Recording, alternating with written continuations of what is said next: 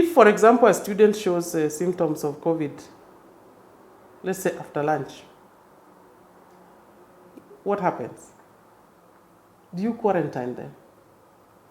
So, teachers are in school today. We want, before the children go back to school, that every school has a quarantine room. A room to be set aside in every school, where if a child or a teacher shows the symptoms of COVID, immediately they are quarantined there. And they are not allowed to interact with any other kid.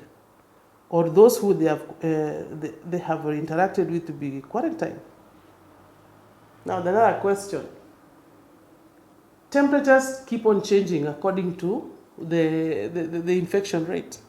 So, is there any protocol on how often the temperature should be measured? Or is it just in the morning, and then you go home, you take COVID home, then you come back, you are measured, you are sick, you are quarantined? There are questions I think that we need a lot of answers for.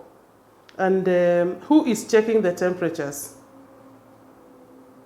Who is going to check the temperatures in the school? Because teachers are not paid to do that. So we are hoping by the time the teachers are leaving this session where they are in school, because I know many are having staff meetings today, they will have answered this question. And if you expose this matter outside there, then I think they can be addressed.